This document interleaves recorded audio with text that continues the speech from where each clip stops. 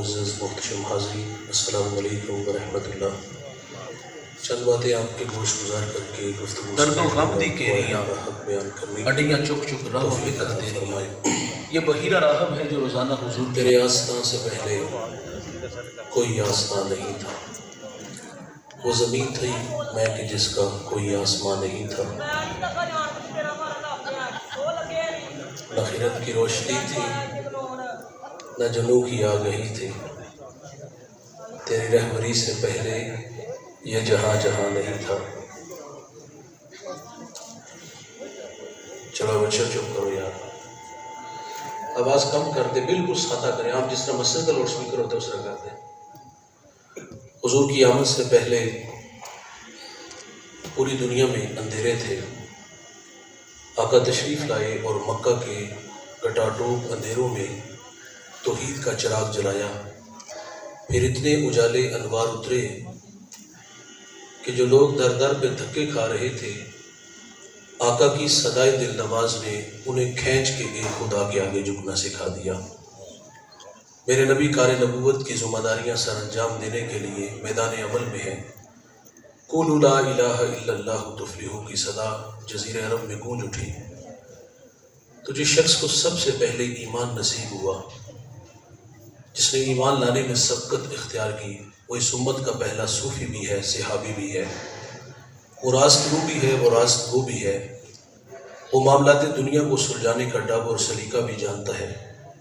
میرے نبی اس کی تعریف کرتے ہیں، فرمایا جس کو بھی دین دیا اس نے تامل سے تردد سے کام لیا، لیکن فرمایا ابو بکر وہ جوان ہے، میں نے دین دیا اس نے جھولی میں ڈال لیا۔ حضور آتے ہیں تو ہر طرف اجالے انوار کرم کی برکھا برستی ہے۔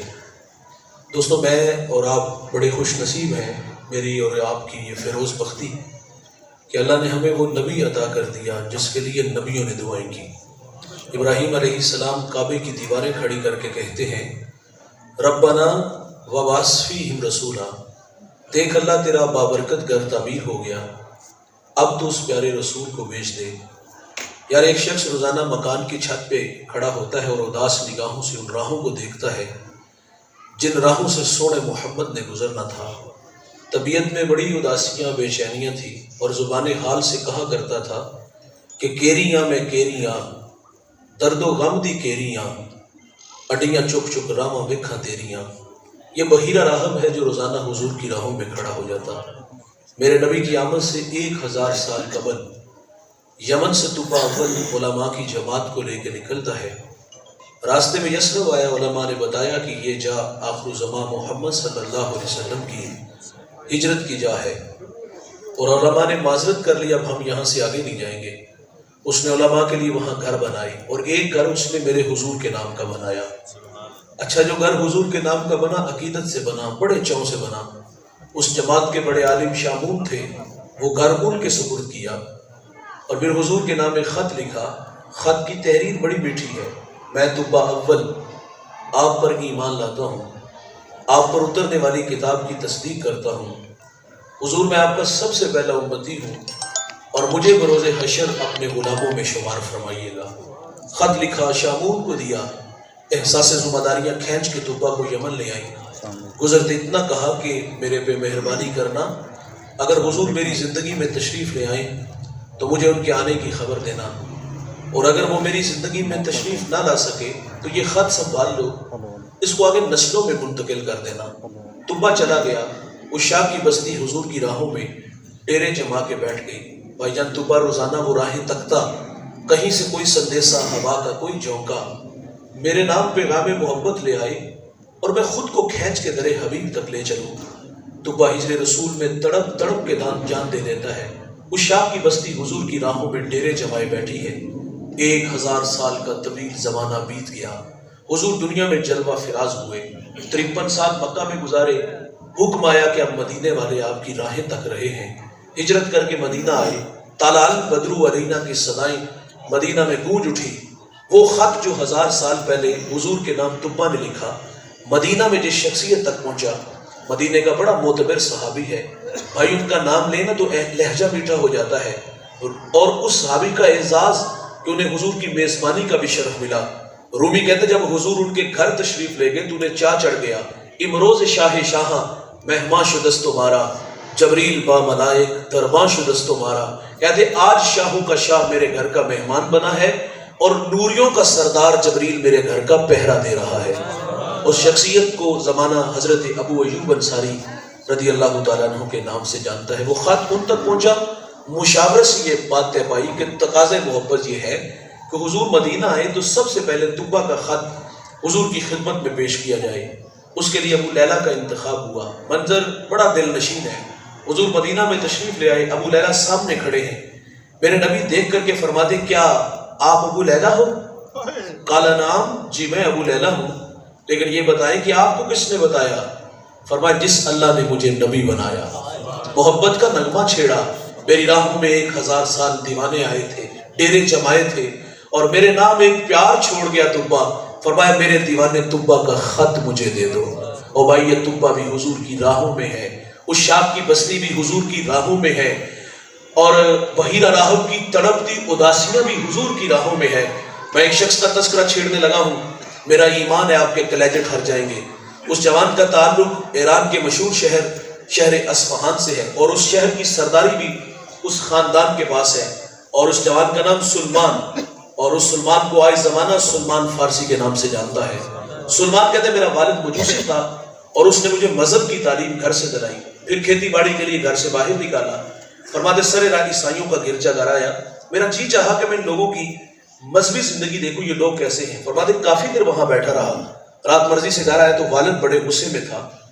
اسے سوال کیا کہاں تھے سلمان اس وقت تک؟ فرماتے سچ سچ بتا دیا، گرجے میں تھا اور مجھے ان لوگوں نے متاثر کیا ہے اور اب اس مذہب کی محبت دل میں رکھتا ہوں. سلمان کہتے ہیں میرا والد ڈر گیا کہ کہیں یہ مجوسیت کو چھوڑ کر عیسائیت کو نہ قبول کر لے. کہتے ہیں میرے والد نے مجھے لوہے کی زنجیروں سے جکڑ دیا. پھر رد عمل کے طور پہ ضد آئی. فرماتے فیصلہ کر لیا اب یہاں نہیں رہنا. فرماتے مجھے سبیل ملی اور میں ملک شام آیا اور وہاں آ کر کے ایک عالم سے ملاقات کی. اپنے حالات سے آگاہ کیا کہ اس مذہب کی محبت یہاں کھینچ لائی ہے. شہر کی سرداری کو ٹھوکر مار کے آیا ہوں، میں تشنا ہوں، میری پیاس بجھاؤ. سلمان کہتے تا دم آخر جب تک وہ عالم زندہ رہا میں نے بڑی خدمت کی. اللہ کی عادت ہے دوست، اللہ خدمت کا صلہ ضرور عطا فرماتا ہے. وہ مرنے لگا تو فرماتے میں نے اس سے کہا اب جاؤں تو کہاں جاؤں؟ اس نے کہا نصیبین چلا جا، وہاں ایک عالم ہے وہ تیری تشفی کرے گا. فرماتے میں نے اس کی بھی بڑی خدمت کی. وہ مرنے لگا، سراپا سوال بن کے سامنے کھڑا، اب جاؤں تو کہاں جاؤں؟ اس نے مجھے ایک اور جگہ بھیج دیا. فرماتے میں نے اس کی بھی بڑی خدمت کی. وہ مرنے لگا تو میں نے کہا کس چوکھٹ کا بیکاری بناؤ، میں تشنا ہوں، میری پیاس بجھاؤ، اب جاؤں تو کہاں جاؤں؟ اس نے کہا سلمان با خدا اب میری نظر میں کوئی ایسا شخص نہیں جس کی خدمت میں تمہیں بھیجوں. جب یہ بات کی تو دل کی نیا ڈوبنے لگی، اندھیرے چھانے لگے، ایسا لگا کہ سامنے دیوار آ گئی. اس عالم نے جب ڈوبتی نیا دیکھی تو کنارہ دیا، کہا سلمان اب آخر زمان محمد کا زمانہ قریب آ گیا ہے. نخلستان دو جلے میدانوں کے درمیان تشریف لائیں گے. سلمان کہتے اگر وہ سرزمین پا لوں تو میں اس نبی کو پہچانوں گا کیسے؟ کہا ان کی 3 نشانیاں ہیں، دھیان سے سنیے گا. نمبر 1 وہ صدقہ نہیں لیں گے. نمبر 2 وہ ہدیہ قبول کریں گے. نمبر 3 ان کے دونوں کندھوں کے درمیان محاذ قلب پہ مہر نبوت ہوگی. کہا سلمان اگر تو وہاں پہنچ سکتا ہے تو پہنچ جا. فرماتے میں نے رخت سفر باندھا، دوڑ لگا دی. سرے رابنی قلب کا قافلہ ملا. میں نے ان سے کہا میرے پاس کچھ گائیں بکریاں ہیں، یہ مجھ سے لے لو اور اپنی سرزمین تک پہنچا دو. فرماتے اس بات پہ راضی ہو گئے لیکن ظالم تھے. ایک جگہ پہ جا کے انہوں نے مجھے جھگڑ لیا، غلام بنا لیا. غلامی بڑی تلخ ہوتی ہے دوست. کہتے بڑے دھکے کھائے. کہتے انہوں نے پھر مجھے ایک یہودی کے ہاں فروخت کر دیا. فرماتے پھر اس یہودی نے میرا سودا ایک اور یہودی کے ہاں کیا. خیر فرماتے اس یہودی کا تعلق حضور کے شہر مدینہ سے تھا. منزل نصیب ہوگی، اب اڑیکنے لگے. ایک دن کسی نے آ کے سرگوشی کی دیوانے جس کی راہوں میں بیٹھے وہ پیارے محمد دنیا میں تشریف لا چکے ہیں. اب جی چاہا کہ میں اڑ کے حضور کے قدموں میں چلا جاؤں. وہ کیا کسی شاعر نے کہا تھا کہ اے زوف مدد کر در احمد پہ گرا دے، دربان کہیں اٹھ کہوں اٹھا نہیں جاتا. غلام مرضی سے نہیں جیتے دوست، ہجر کی آگ میں جلنا پڑا، انتظار کی راہوں میں کھڑے رہے. ہمائیوں گھڑیاں آئیں، سعادت بخش لمحے نصیب ہوئے. سلمان کہتے ایک دن میں باغ میں تھا اور کھجور کے درخت پہ چڑھا تھا اور اس کی خدمت میں لگا تھا. اچانک میرے مالک کا چچا زاد بھائی آیا، بڑے غصے میں تھا اور آگے کہتا ہے خدا ستیہ ناس کرے اوس و خزرج کا. ایک شخص ادعائے نبوت مکہ سے ہمارے یہاں آیا اور لوگ اس کے گرد جمع ہو گئے. سلمان کہتے ہیں میرے جسم پر کپ کپی تاری ہوگی، میں نے اوپر سے چھلانگ لگا دی، انجام سے باخبر تھا، سوال کیا تو پیٹا جاؤں گا، لیکن نام محمد کی مستی طبیعت میں ایسی چڑھی، انجام سے بے نیاز ہو کے تذکرہ دل نواز چھڑا۔ وہ تو پہلے غصے میں تھا، اس نے سلمان کے منہ پہ مکہ مار دیا۔ خیر فرماتے میں نے برداشت کیا، رات کی تاریکی چھائی اور میں حضور کی خدمت میں حاضر ہو گیا۔ میرے نبی اس وقت قباء میں اپنے غلاموں کے جھرمٹ میں تھے۔ کہتے میں کھانا لے کے گیا، میں نے عرض کیا حضور آپ ایک لمبا سفر کر کے مکہ سے ہمارے یہاں یثرب آئے ہیں، میرے پاس یہ صدقے کا کھانا ہے اور آپ اس کے حقدار زیادہ ہیں، قبول فرما لیں۔ سلمان کہتے حضور نے وہ کھانا خود نہیں کھایا، اپنے غلاموں میں بانٹ دیا۔ ایک نشانی پوری ہو گیا۔ تو میں دوبارہ پھر حاضر ہوا، میں نے عرض کیا حضور صدقہ نہیں یہ ہدیہ ہے، تو میرے نبی نے قبول فرما لیا۔ 2 نشانیاں پوری ہو گیا۔ اب ایک نشانی باقی۔ سلمان کہتے کہ حضور ایک دن بقیع میں اپنے غلام کی تدفین میں مشغول تھے، میں بھی وہاں موجود تھا۔ کہتے میں جلدی سے پیچھے آیا اور یہ شوق کھینچ لایا کہ آج مہر نبوت کی زیارت کروں گا۔ کہتے جب پیچھے آگے کھڑا ہوا نا تو میرے نبی نے پلٹ کے میری طرف دیکھا، حیا سے آنکھیں جھک گئیں، آنکھوں میں اداسیاں تھی، دل میں محبت کی بچھی کائنات تھی۔ میرے نبی کو پیار آ گیا، کمر سے چادر اٹھا دی۔ جب چادر اٹھتی ہے مہر نبوت کو دیکھتے ہیں، آگے بڑھتے ہیں، بدن سے لپٹتے ہیں، بدن کو چومنا شروع کر دیا، آنکھوں میں آنسو آ گئے۔ حضور دامن پکڑ کے سامنے بٹھا لیتے ہیں، فرمایا سلمان بتاؤ نا ہمارا پیار تمہیں کہاں سے کھینچ لایا؟ محبت کا نغمہ چھیڑا، کبھی عرش پر کبھی فرش پر، کبھی ان کے در کبھی در بدر، غم عاشقی تیرا شکریہ میں کہاں کہاں سے گزر گیا۔ اور بھائی یہ سلمان فارسی بھی حضور کی راہوں میں ہے، طبہ اول بھی حضور کی راہوں میں ہے، عشاق کی بستی بھی حضور کی راہوں میں ہے، بحیرہ راہب کی تڑپتی اداسیاں بھی حضور کی راہوں میں ہے۔ اللہ کے خلیل اللہ کا گھر بنا کے کہتے ہیں ربنا وابعث فیہم رسولا، دیکھ اللہ تیرا بابرکت گھر تعمیر ہو گیا، اب تو اس پیارے رسول کو بھیج دے۔ سوال آپ سے ہے، مجھے بتائیے گا دوست، کیا ہمیں تہجد کے وقت اٹھنا پڑا، ٹھنڈے پانی سے وضو بنانا پڑا، مصلی بچھانا پڑا، پیشانی جھکانا پڑی، منت سماجی کرنا پڑی؟ نہیں دوست، ہم سوئے تھے، بخت سولا نکلا، ہمیں تو باد صبا کے جھونکوں نے پیغام دیا، ہمیں تو مدینے سے آنے والی ٹھنڈی ہواؤں نے سندیسے دیے، آنکھ کھلی تو ماحول میں تازگی خوشبو اتنی پھیلی ہوئی تھی، ہمیں ان ہواؤں فضاؤں نے مسکرا کے پیغام دیا، مبارک ہو کہ تم محمد کے غلام بن کر آ رہے ہو۔ اس بات میں ہم جتنا بھی فخر کریں دوست وہ کم ہے۔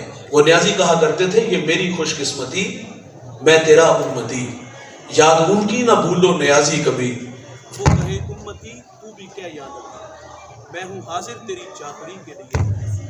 اور فخر کا دل میں دریچہ باز کرنا چاہیے، جن کا تو آقا ہے ان کو ناز کرنا چاہیے۔ اور میرے قبلہ فرما دے ہمیں سو ناز ہے اس پر کہ ہم تیرے ہی منگتے ہیں، کوئی بھی در تیرے در کے سوا ہم نے نہیں دیکھا، حبیب دوسرا سا دوسرا ہم نے نہیں دیکھا، جو پہنچا ہو سر عرش اولا ہم نے نہیں دیکھا۔ یہ اعزاز میرا اور آپ کا ہے دوست، ہم اس نبی کے امتی بن کے آئے جس کے لیے نبیوں نے دعائیں کی ہیں۔ اللہ کے لاڈلے نبی، کوہ طور پہ ہم کلام ہونے والے نبی، ایک دن اللہ سے عرض کرتے اللہم انی اجد فی الالواح امتا ہم السابقون الاولون فاجعلہم امتی، قال تلک امت احمد، مالک میں نے الواح تورات میں ایک امت کو پڑھا ہے جو آئے گی سب سے آخر پہ، لیکن وہ نمبر پہلا لے جائے گی، اے اللہ وہ امت میری امت بنا دے۔ فرمایا وہ میرے پیارے احمد کی امت ہے۔ آپ لوگوں کی بات ہو رہی ہے دوست، 9 سوال تھے، ایک سوال یہ بھی کیا اللہ میں نے اسی امت کو پڑھا ہے، وہ صدقہ دیں گے، کھا بھی خود جائیں گے، وَيُجَرُونَ عَلَيْهَا، اور اس کا اجر بھی خود لے جائیں گے۔ پہلی امت جب صدقہ دیتی تھی تو صدقے کی قبولیت کی دلیل کیا ہوتی؟ بھائی سینے میں دل دھک دھک کرتا۔ قبولیت کی دلیل یہ تھی کہ وہ پہاڑ پہ رکھتے، آسمان سے آگ آتی، اچھک کے لے جاتی، یہ صدقے کی قبولیت کی دلیل۔ اور جس کا قبول نہ ہوتا وہیں پڑا رہتا، قوم میں شرمسار ہوتا، کتنا بد نصیب ہے کہ اس کے صدقے کو اللہ نے قبول ہی نہیں کیا۔ اور میرے بھائی ہمارا مال حلال کا ہے یا حرام کا، ہم نے جائز طریقے سے کمایا یا ناجائز طریقے سے، لوگوں کی ہڈیاں توڑی یا خون نچوڑا، جیسے بھی کمایا یہ ہمیں پتا ہے، قبول وہی ہوگا جب اس کے حلال ہوگا۔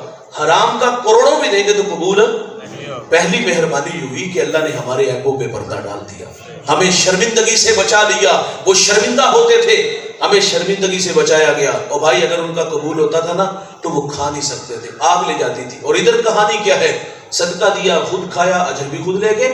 اللہ وہ امت میری امت بنا دے، فرمایا وہ میرے پیارے احمد کی امت ہے۔ ایک اور سوال میں مالک ایسی امت کو پڑھا ہے، یاکلون الفیع، وہ مال فیع کھائیں گے، ایک ہوتا ہے مال غنیمت اور ایک ہوتا ہے مال فیع۔ مال غنیمت جنگ کے بعد جو دشمن سے مال حاصل ہوتا ہے مجاہدین میں بانٹ دیا جاتا ہے، مال فہ اس مال کو کہتے ہیں جس میں جنگ کی نوبت نہ آئے، دشمن مارے خوف کے ویسے ہی دم دبا کے بھاگ جائے، بغیر مشقت جو مال حاصل ہوتا ہے وہ مال فہ ہوتا ہے۔ اللہ وہ امت میری امت بنا دے، فرمایا وہ میرے پیارے احمد کی امت ہے۔ ایک اور سوال کیا اللہ میں نے ایسی امت کو پڑھا ہے وہ نیکی کا ارادہ کریں گے، نیکی کی نہیں، نیکی کا ارادہ۔ میں دکھیوں کے کام آؤں گا، میں بیواؤں کے کام آؤں گا، میں کانٹوں بھری بستی میں سنت کے پھول اگاؤں گا، میں جیوں گا اللہ کے لیے، مروں گا اس کے دین کے لیے، میری دھڑکنیں میری سانسیں قرآن کی نوکری میں گزرے گی۔ بھائیان یہ نیکی کا ارادہ ہے۔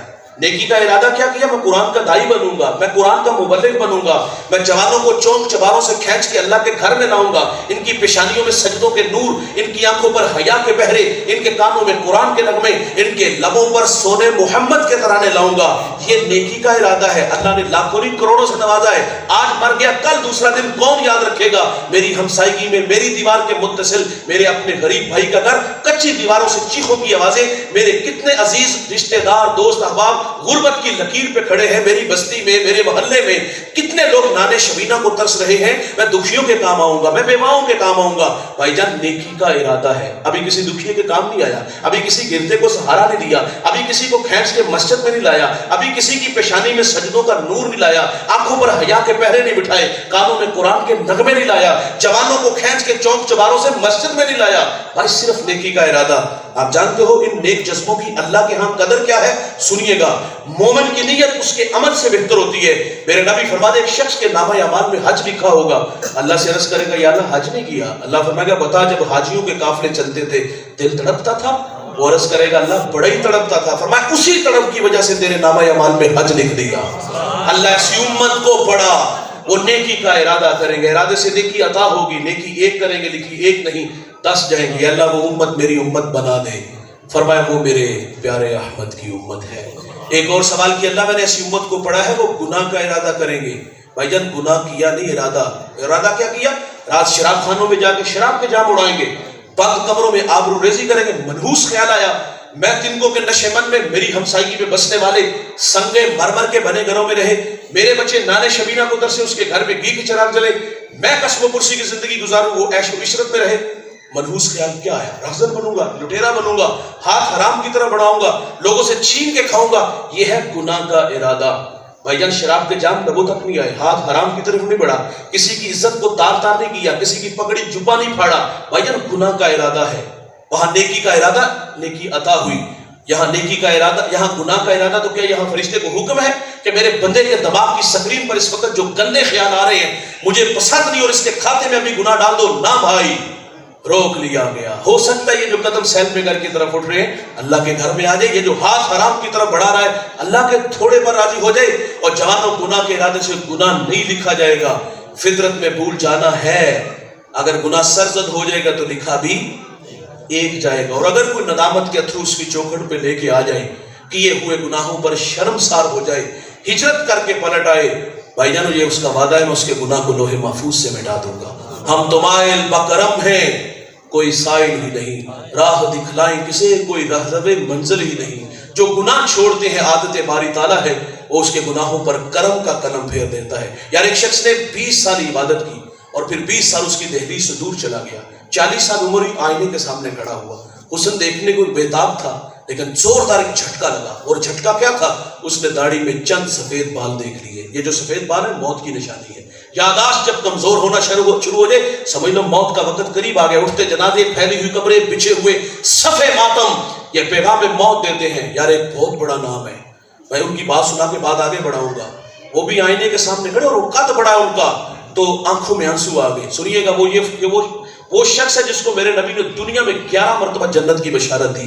میرے نبی فرماتے میری 40 بیٹیاں بھی ہوتی تو میں ایک ایک کر کے عثمان کے نکاح میں دے دیتا، جس سے فرشتے بھی حیا کریں۔ یار آئینے کے سامنے کھڑے، داڑھی میں سفید بال دیکھے تو رونے لگے۔ قد کتنا بڑا ہے اور آخرت کے معاملے میں فکر مند کتنے ہیں۔ اس نے کہا حضرت کیا ہوگا؟ موت کی نشانی آ گئی ہے۔ عثمان نے قبر کی تیاری نہیں ابھی کی، لیکن اس گناہ گار کی بات سنا رہا جو آئینے کے سامنے کھڑا ہے، داڑھی میں سفید بال دیکھے تو رونے لگا۔ کہتے اللہ اگر پلٹ آؤں تو کیا سلوک ہوگا؟ ہاتف سے آواز آئی 20 سال عبادت کی، قبول کی، پھر 20 سال دہلیز سے دور چلا گیا، ناراض کیا، حکموں کو توڑا، تیرا انتظار کیا، تو پلٹ آیا ہے۔ رب رحیم بھی ہے، رب کریم بھی ہے، جا تیرے سارے گناہ معاف فرما دیے گئے۔ آج ساوی نے کھلے راوی نے، او بھائی آج معذرت کریں گے تو وہ معاف کرے گا، اور اگر زندگی بے بہار گزاری پچھتاوے کے علاوہ نہیں ملے گا کچھ بھی۔ کافر بھی اس دن دوست کہے گا یا لیتنی کنت ترابا، ہائے کہ میں مٹی بن جاؤں، لیکن اس دن یحییٰ علیہ السلام کے ہاتھوں مینڈے کی شکل کے اندر موت کو موت آ جانی ہے۔ آج معذرت کریں گے تو وہ معاف کرے گا۔ موسیٰ علیہ السلام نے عرض کیا اللہ میں نے ایسی امت کو پڑھا ہے وہ گناہ کا ارادہ کریں گے، ارادے سے گناہ نہیں لکھا جائے گا، ہو جائے گا تو لکھا بھی ایک جائے گا۔ اے اللہ وہ امت میری امت بنا دے۔ فرمایا وہ میرے پیارے احمد کی امت ہے۔ ہر سوال پہ ایک ہی جواب، اور آخر پہ عرض کرتے ٹھیک ہے اللہ وہ امت میری نہیں بنانی تو نہ بنا، مجھے ہی اس محمد کا امتی بنا دے۔ تو پھر ہم کیوں نہ کہیں دوست یہ میری خوش قسمتی، میں تیرا امتی، یاد ان کی نہ بھولو نیازی کبھی، وہ کہے امتی تو بھی کہہ یا نبی۔ اس امت میں 63 برس میرے نبی نے گزارے، آئے رہے، اور جب اللہ کے حضور حاضر ہونے لگے اس وقت بھی لبوں پر اس امت کے نغمے تھے۔ فضل بن عباس کہتے ہیں جب حضور کو مرکز نور میں اتارا گیا نا تو میں نے دیکھا لب حرکت میں تھے، کان قریب کر کے سنا تو حضور اس وقت بھی فرما رہے تھے اے اللہ میری امت کی مغفرت فرما دے۔ عذاب کی آیتیں اتری، میرے نبی کا رنگ متغیر ہو گیا، آپ مجمع صحابہ سے اٹھے اور باہر چلے گئے۔ صحابہ سمجھے شاید حضور کسی حاجت کے لیے گئے ہیں، تھوڑی دیر انتظار کیا، تشریف نہ لائے، تلاش کرنا شروع کر دیا۔ ایک دن، دو دن، حتیٰ کہ تیسرے دن کا سویرا طلوع ہو گیا، ممبر اداس، گلیاں اجڑ گئی۔ بلال حبشی مدینے کی گلیوں میں چیخے مار مار کے روتا ہے، سیدہ فاطمہ گھر میں غشی پر غشی آ رہی ہے۔ واصف علی واصف کہتے ہیں شرم مکان کا نہیں ہوتا مکین کا ہوتا ہے۔ وہ تو یثرب تھا، بیماریوں کا گھر تھا، لیکن سونے محمد کے قدم لگتے ہیں اللہ مدینے کی خاک میں شفا رکھ دیتا ہے۔ اور تیسرا دن ہوا، صحابہ جنگل میں چلے گئے، میں نے اس جنگل کی زیارت کی، اب وہاں گھر بن گئے۔ وہاں ایک چرواہا ملا، اس سے کہتے یار اس نام کا کوئی شخص تو نہیں دیکھا؟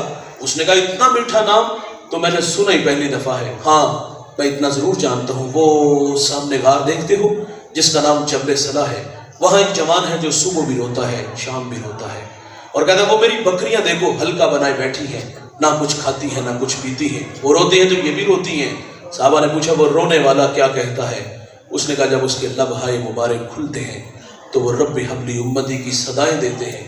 بے جان جسموں میں جان آئی، صحابہ اندر داخل ہوئے، آنکھیں کیا دیکھتی ہیں کہ میرے نبی کی پیشانی نوکیلے پتھر پہ جھکی ہے، اور رو رو کے کہہ رہے تھے اللہ میری امت کی مغفرت فرما دے، اے اللہ میری امت کی مغفرت فرما دے، اے اللہ میری امت کی مغفرت فرما دے۔ ابو بکر آگے بڑے، عرض کیا حضور 3 دن جدائیوں میں گزار دیے، مہربانی فرمائے تشریف لائے، اللہ امت سے بھلا فرمائے گا۔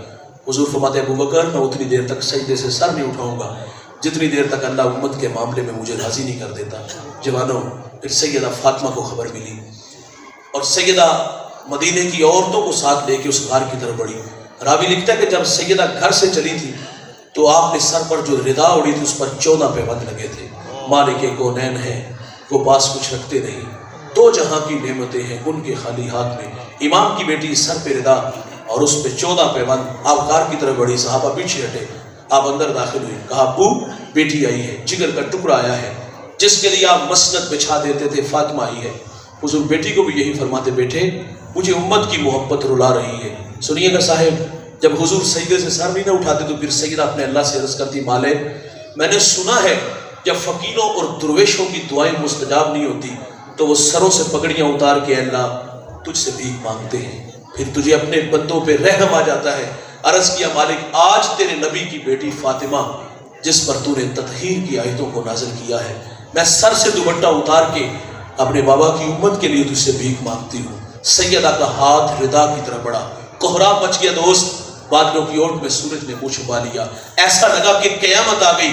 رومی کہتا ہے پھر ایک صدا اٹھی، پس ندا آمد زے یزنا کا رسول، من دعائے فاطمہ کردم قبول، کر طلب کر دے زمین و آسماں، جملہ بخش دے مشتر یکسماں۔ فرما جبریل دیر نہ کرو جلدی جاؤ، میرے نبی سے کہو سجدے سے سر اٹھا لے، ہم نے فاطمہ کی دعا قبول کر لی ہے، جیسے آپ کہو گے ہم امت سے ویسے ہی معاملہ فرما دیں گے۔ بھائی جان تخیلات میں غوطہ لگے نا تو صرف 2 لمحوں کے لیے میں اور آپ خود کو کھینچ کے اس غار میں لے چلیں، ایک جانب خود کو کھڑا کیجئے گا اور ایک جانب محبت کی بشی کائنات دیکھیے گا. محبت کہتے ہیں عمل کو آسان کرتی ہے. محبت دعویٰ عمل دلیل ہے. اور یہ غلامی رسول میں موت بھی قبول ہے. ناراض نہ ہوئیے گا، یہ نعرے کھوکھلے ہو چکے. حضور نے ہمیں اتنا پیار دیا، ہم نے اس کے سینے میں کیا دیا؟ بحیثیت امتی. میں اور آپ اپنی اپنی حالت دیکھو تو حالت مردنی ہے. آج جوانوں کی حالت دیکھ لو کہاں ہم کھڑے ہیں. اور بھائی حضور نے ہمیں اتنا پیار دیا، ہم نے اس کے سینے میں کیا دیا؟ انتہائی معذرت سے کہوں گا آج اخلاق کھوکھلے ہو چکے. ہم فساد کے کھوکھلے دانے پہ کھڑے ہیں. ہم چلتے اکڑ اکڑ کے، بولتے بگڑ بگڑ کے، مستی ہی مستی، نشہ ہی نشہ، یہ ہمارے تیور بنے. 5 وقت اللہ کا منادی حی علی الصلاۃ کی صدائیں دیتا ہے، کان پہ جو تک نہیں رینگتی. واعظ نصیحت کرتا ہے، ہم غفلت کی پٹی نہیں اتارتے. ہم تو کسی کو آخرت کی بات سنائے تو لوگ لڑتے کہتے ہیں مولوی اپنی تقریر اپنے پاس رکھ، شباب ہمیشہ رہے گا، عمر کے سائے میں کریں گے، موت کی ہچکیاں نہیں لگے گی، خدا کی کچہری میں پیشی نہیں ہوگی. کیا کچھ نہیں کہا جاتا بھائی. اور حضور نے اتنا پیار دیا، ہم نے اس کے سلے میں کیا دیا؟ آؤ بھائی اپنے اپنے حصے کا کام جتنا ممکن ہو سکے حضور کے وفادار بن کے ہم زندگی کے شب و روز ان راہوں پہ لے، قرآن کے دائی، قرآن کے مبلغ بنے اور عمل کی راہوں پہ خود کو تھکا دیں. اتنی محنت کر کے ضرور جائیے گا کہ ہم رب کو منہ دکھانے کے قابل ہو سکے. یہ میری خوش قسمتی، میں تیرا امتی، یاد ان کی نہ بھولو نیازی کبھی، وہ کہیں امتی تو بھی کہہ یا نبی. میں ہوں حاضر تیری چاکری کے لیے. جس قدر اعزاز بڑے ہوں نا دوست، جس قدر شرف بڑے ہوں اس قدر تقاضے بھی بڑھ جاتے ہیں. آئیے میں اور آپ ان تقاضوں کو پیش نظر رکھ کے زندگی گزاریں تاکہ ہم سے ہمارا اللہ اور ہمارے محبوب راضی ہو جائیں. آخری بات گفتگو سمیٹ لیتا ہوں اور میں آخر پہ ضرور ترغیب دلاتا ہوں. اس موسم میں، اس ماہ مبارک میں کثرت کے ساتھ حضور پہ درود پڑھیے گا، اور درود پڑھنے سے حضور کا کرم نصیب ہوگا، طبیعتوں میں شائستگی پیدا ہوگی. مجھے یہاں شیخ جزولی یاد آتے ہیں. شیخ فرماتے میں سفر میں تھا اور دلائل الخیرات امت کو درود پہ جو انہوں نے تحفہ دیا. آپ فرماتے سفر میں تھا تو مجھے میری نماز ظہر کا وقت تنگ ہو گیا تو ایک کنواں نظر آیا، لیکن وہاں سے پانی نکالنے کے لیے ڈور رسی نہیں تھی. قریب ایک 8-9 سالہ بچی بکریاں چلا رہی تھی. میں نے اس بیٹی سے کہا بیٹا اپنے گاؤں سے ڈور رسی لا دو. وہ ڈور رسی نہیں لینے کے، چھوٹی چھوٹی باتیں شروع ہو گئی، کون ہو، کہاں کے رہنے والے ہو، نام کہا تو نام پڑا تھا. تو پھٹی نگاہوں سے دیکھ کے کہتے حضرت ناراض نہ ہوئیے گا، میں نے آپ کے تقوی و عبادت کے تذکرے سنے ہیں، لیکن بڑے افسوس کی کہانی کہ آپ سے ایک چھوٹا سا کام بھی نہیں ہوا. شیخ فرماتے یہ بات کیا کہ وہ بچی کنویں پر آئی اور اس میں آگ اس نے تھوک پھینکی، چشمہ بن کے پانی اوپر آ گیا. فرماتے میں حیران ہوا اللہ یہ کہانی کیا ہے. خیر فرماتے وضو کیا، نماز پڑھی، اس بچی کو بلا لیا اور بلا کے کہا پتر کیا وظیفہ پڑھتی ہو جس کی برکت سے یہ پانی اوپر آیا؟ وہ کہتی مولانا صبح پجڑ دے کے آتی ہوں، شام گھر چلی جاتی ہوں. فرماتے میں نے ترلا کیا تھی یہ دستے سے ہی پڑھنے کی ہے، مجھے بھی ساتھ شامل کر لو. تو اس نے کہا حضرت ایک بات پہ بڑا ہی فخر ہے. کہا کیا؟ وہ کہتی سارا دن بکریاں بھی چراتی ہوں اور سونے محمد پہ درود بھی پڑھتی ہوں. میں نے تو حضور کی سنت کو ادا کیا. حضور سفر میں تھے، پانی کی ضرورت تھی، ایک جگہ کنواں آیا تو میرے کریم آقا نے وہاں اپنا لواب دہن پھینکا تو وہ چشمہ بن کے پانی اوپر آ گیا. میں فرض محبت ادا کر رہا ہوں، کسی کی ادا کو ادا کر رہا ہوں. میں بہت کچھ کہتا، آپ کو بہت کچھ سناتا، لیکن وقت کے دامن میں اتنی گنجائش نہیں تھی. میں نے ایک دو جگہ آگے